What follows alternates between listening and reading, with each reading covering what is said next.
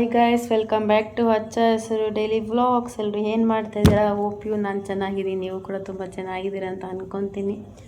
So ಇವತ್ತು ಬೆಳಗ್ಗೆಯಿಂದನೇ, ಇವತ್ತು ಗುರುವಾರ, ರಾಯರ 405ನೇ ವರ್ಷದ ಏನಪ್ಪ ಪಟ್ಟಾಭಿಷೇಕದ ಮಹೋತ್ಸವ ಇದೆ.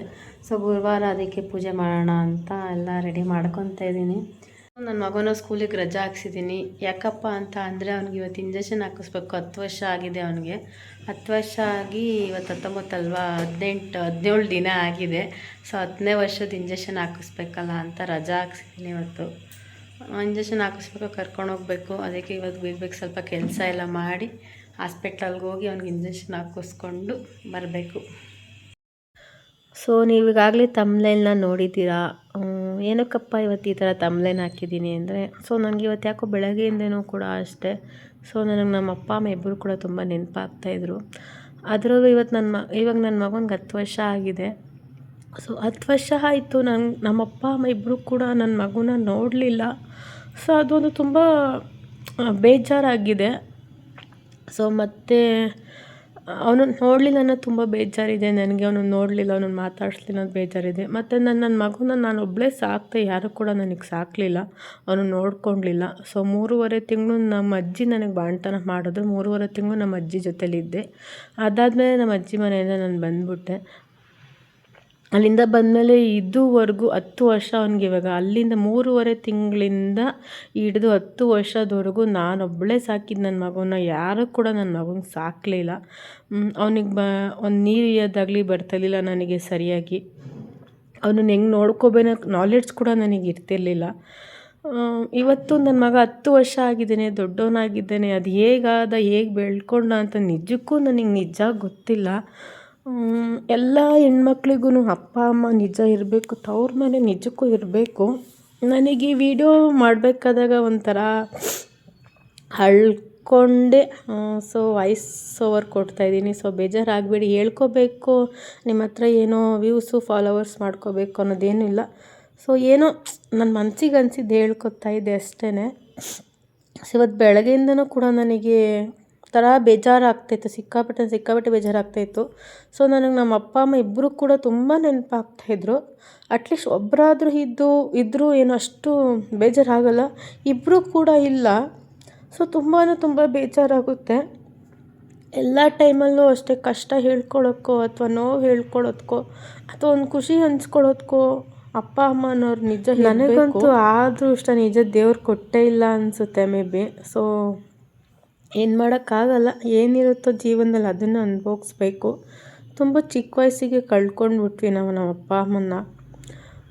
ಇವಾಗ ಏನು ಮಾಡೋಕ್ಕಾಗುತ್ತೆ ಅಲ್ವಾ. ಸೊ ದೇವ್ರು ಏನು ಕೊಟ್ಟಿರ್ತಾನೋ ಅದನ್ನು ಅನುಭವಿಸ್ಕೊಂಡು ಹೋಗಬೇಕು.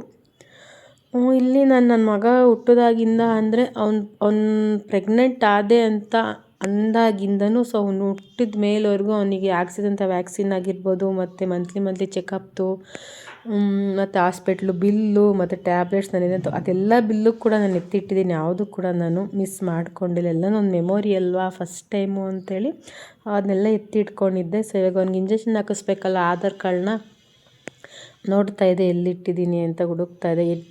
ಎತ್ತಿಟ್ಟಿರ್ತೀನಿ, ಬಟ್ ಏನೂ ಬಿಸಾಕಲ್ಲ, ಬಟ್ ಎಲ್ಲೋ ಒಂದು ಕಡೆ ಇಟ್ಬಿಟ್ಟಿರ್ತೀನಿ ಅಷ್ಟೇ. ಸೊ ಸಿಕ್ತು ಫೈನಲಿ. ಅವ್ನಿಗೆ ಇಂಜೆಕ್ಷನ್ ಹಾಕ್ಸೋಕ್ಕೆ ತೊಗೊಂಡೋಗ್ಬೇಕಲ್ವ ಆಧಾರ್ ಕಾರ್ಡು. ಇವಾಗಂತೂ ಆಧಾರ್ ಕಾರ್ಡ್ನ ಅಪ್ಡೇಟ್ ಮಾಡಿದ್ದಾರೆ. ಸೊ ಯಾರ್ಯಾರೆಲ್ಲ 5 ವರ್ಷ 10 ವರ್ಷ ಎಲ್ಲ ಇಂಜೆಕ್ಷನ್ ಹಾಕ್ಸೋರಿದ್ರೆ, ಸೊ ಗೊತ್ತಿಲ್ಲ ಅಂದರೆ ನಿಮ್ಮ ಏರಿಯಾಗಳಲ್ಲೇ ಇಂಜೆಕ್ಷನ್ನ ಹಾಕಿಸ್ಕೊಳ್ಳಿ. ಇವಾಗ ನಾನು ಮತ್ತು ನನ್ನ ಮಗ ಹೋಗ್ತಾ ಇದ್ದೀವಿ. ನಮ್ಮ ಮನೆಯವ್ರಿಗೆ ಕರ್ಕೊಂಡು ಹೋಗ್ತಾ ಇದ್ದಾರೆ. ನಿಮ್ಮ ಏರಿಯಾಗಳಲ್ಲಿ ಇಂಜೆಕ್ಷನ್ ಹಾಕಿಸ್ಕೊಳ್ಳಿ. ನಮ್ಮ ಮನೆಯ ಪಕ್ಕನೇ ಇದೆ ಗೌರ್ಮೆಂಟ್ ಹಾಸ್ಪಿಟಲ್ಲು. ಸೊ ನಾನು ಅಲ್ಲಿಗೆ ಹೋಗಿರಲಿಲ್ಲ. ಲಾಸ್ಟ್ 5 ಇಯರ್ಸ್ ಬ್ಯಾಕು ಇಲ್ಲಿ ಇದೆಯಲ್ಲ ಏರವಳ್ಳಿ, ಅಲ್ಲೋಗಿ ಇಂಜೆಕ್ಷನ್ ಹಾಕ್ಸ್ಕೊಂಡಿದ್ದೆ ಗೌರ್ಮೆಂಟ್ ಹಾಸ್ಪಿಟ್ಲು. ಅಲ್ಲಿರೋರು ಇಲ್ಲಿ ಹಾಕಲ್ಲ, ಇವಾಗ ರೂಲ್ಸ್ ಆಗಿದೆ, ನಿಮ್ಮ ಏರಿಯಾಗಳಲ್ಲಿ ಹಾಕಿಸ್ಕೋಬೇಕು ಅಂತ ಹೇಳಿದ್ರು. ಮತ್ತೆ ರಿಟರ್ನ್ ವಾಪಸ್ ಮನೆಗೆ ಹೋದೆ. ನನ್ನ ಮಗುನ ಮತ್ತು ನಮ್ಮ ಮನೆಯವ್ರನ್ನ ಹಾಸ್ಪಿಟ್ಲಲ್ಲೇ ಬಿಟ್ಟು ಬಂದುಬಿಟ್ಟೆ. ನನಗೆ ಸ್ವಲ್ಪ ಕೆಲಸ ಇತ್ತು. ಗುರುವಾರ ಅವತ್ತು ಪೂಜೆ ಮಾಡಬೇಕಾಗಿತ್ತಲ್ವ. ಗುರುವಾರನೇ ರಾಯರದು ವರ್ಧಂತಿ ಇತ್ತಲ್ಲ. ಸೊ ವರ್ಧಂತಿ ಅಂತೀನಿ, ಪಟ್ಟಾಭಿಷೇಕ. ಸೊ ಪೂಜೆ ಮಾಡಬೇಕಿತ್ತು. ಮನೇಲಿ ಅರ್ಧ ಕೆಲಸ ಮಾಡಿ ಹೋಗಿದ್ದೆ. ಇಂಜೆಕ್ಷನ್ ನೋವ್ತೈತಾ? ಜಾಸ್ತಿ ನೋವ್ತಾ? ಇವಾಗ ನೋವ್ತೈತಾ? ಸ್ವಲ್ಪ ನೋವ್ತೈತಾ? ಅಯ್ಯೋ ಗೈಸ್, ಅವ್ನಿಗೆ ಇಂಜೆಕ್ಷನ್ ಹಾಕ್ಸ್ಬೇಕಾದಾಗ ನಾನಿರಲಿಲ್ಲ. ನಾನು ನನ್ನ ಮಗನ್ನ ಮತ್ತು ನಮ್ಮ ಮನೆಯವ್ರನ್ನೇ ಬಿಟ್ಟು ಬಂದುಬಿಟ್ಟೆ. ನನಗೆ ನೋಡೋಕ್ಕೆಲ್ಲ ಆಗಲ್ಲ, ಇಂಜೆಕ್ಷನ್ ಎಲ್ಲ ಕೊಡೋದಲ್ಲ ಅವನಿಗೆ. ಬಿಟ್ಟು ಬಂದುಬಿಟ್ಟೆ ನಾನು. ನಾವು ಮುಂಚೆ ಹೋಗಿದ್ವಲ್ಲ ಹಾಸ್ಪಿಟ್ಲಿಗೆ, ಅಲ್ಲಿ ಹಾಕಲ್ಲ, ನಿಮ್ಮ ಏರಿಯಾದಲ್ಲಿ ಹಾಕಿಸ್ಕೊಳ್ಳಿ ಅಂದರೆ, ಯಾಕೆಂದರೆ ಇವಾಗ ಆಧಾರ್ ಕಾರ್ಡಲ್ಲಿ ಅಪ್ಡೇಟ್ ಮಾಡ್ತಾಯಿದ್ದಾರೆ ಅಂತ. ಸೊ ಆನ್ಲೈನಲ್ಲಿ, ಸೊ ಮುಂಚೆ ಆಗಿದ್ರೆ ಮಾಡ್ತಾಯಿರಲಿಲ್ಲ, ಹಾಕ್ತಿದ್ವಿ. ಇವಾಗ ಹಾಕೋಕ್ಕಾಗಲ್ಲ, ಅಲ್ಲೇ ಹಾಕ್ಸ್ಕೊಳ್ಳಿ ಅಂದರು. ಸೊ ನಮ್ಮ ಮನೆಯಿಂದ ಒಂದು ಎಷ್ಟಪ್ಪ 10-20 ಮೀಟರ್ ಅಷ್ಟೇ ಹಾಸ್ಪಿಟಲ್ ಇರೋದು, ಗೌರ್ಮೆಂಟ್ ಹಾಸ್ಪಿಟ್ಲು. ನಾನು ಇಲ್ಲಿ ಹಾಕ್ಸಿಲ್ಲ, ಅಲ್ಲೇ ಕರ್ಕೊಂಡು ಹೋಗಿದ್ದೆ. ಲಾಸ್ಟ್ 5 ಇಯರ್ಸ್ ಇದ್ದಾಗ ಅಲ್ಲೇ ಹಾಕ್ಸಿದ್ದೆಲ್ಲ ಅಂತ ಅಲ್ಲೇ ಕರ್ಕೊಂಡು ಹೋಗಿದ್ದೆ. ಅವರು ಇವಾಗ ಇಲ್ಲಿ ಹಾಕಲ್ಲ, ರೂಲ್ಸ್ ಚೇಂಜ್ ಆಗಿದೆ, ಅಲ್ಲೇ ಹಾಕ್ಸ್ಕೊಳ್ಳಿ ಅಂತ ಹೇಳಿದ್ರು. ಪಾಪ ಚೆನ್ನಾಗಿ ಹೇಳಿದ್ರು. ಅವ್ರು ಯಾರೋ ಒಬ್ರೊಬ್ರು ರೇಗಾಡ್ಬಿಡ್ತಾರೆ ಪಾಪ. ಅವ್ರು ಯಾರೋ ತುಂಬ ನಿಧಾನಕ್ಕೆ ಹೇಳಿದ್ರು, ಇಲ್ಲ ಹಾಕಲ್ಲಪ್ಪ, ಸೊ ಅಲ್ಲೇ ಹಾಕಿಸ್ಕೊಳ್ಳಿ, ಇವಾಗ ಫುಲ್ ಆಧಾರ್ ಕಾರ್ಡ್ ಅಪ್ಡೇಟ್ ಎಲ್ಲ ಮಾಡಬೇಕು ಅಂತ. ಅದಕ್ಕೆ ನಾವು ಇಲ್ಲೇ ಬಂದು ಮತ್ತೆ ಹಾಕಿಸ್ತಿದ್ವಿ. ಹಾಕ್ಸ್ಬೇಕಾದಾಗ ಅಲ್ಲಿ ಜನ ಇದ್ದರು, ನನಗೆ ಮನೇಲಿ ಕೆಲಸ ಬೇರೆ ಮಾಡಬೇಕಾಗಿ ಟೈಮ್ ಆಗ್ತಿತ್ತು, ಮತ್ತು ಇಂಜೆಕ್ಷನ್ ಹಾಕ್ಸೆಲ್ಲ ನೋಡೋಕ್ಕಾಗಲ್ಲ ನನ್ನ ಕೈಲಿ ಅಂತೇಳಿ ನಮ್ಮ ಮನೇನ ಬಿಟ್ಬಿಟ್ಟು ಬಂದುಬಿಟ್ಟೆ ನಾನು. ಇಂಜೆಕ್ಷನ್ ಇಲ್ಲಿ ತೋಳಿ ಕೊಟ್ಟಿದ್ದಾರೆ, ಅದು ಸ್ವಲ್ಪ ನೋವ್ತಿದೆಯಂತೆ. ಸೊ ನಾಳೆನೇ ಸ್ಕೂಲಿಗೆ ಕಳಿಸ್ಬೇಕು. ಆಗಿತ್ತು ಇವತ್ತಿನ ನನ್ನ ಒಂದು ಶಾರ್ಟ್ ಆದಂತಹ ಒಂದು ಲಾಂಗ್ ಅಂತೆಲ್ಲ ಕಡೆ ಶಾರ್ಟ್ ವಿಡಿಯೋ.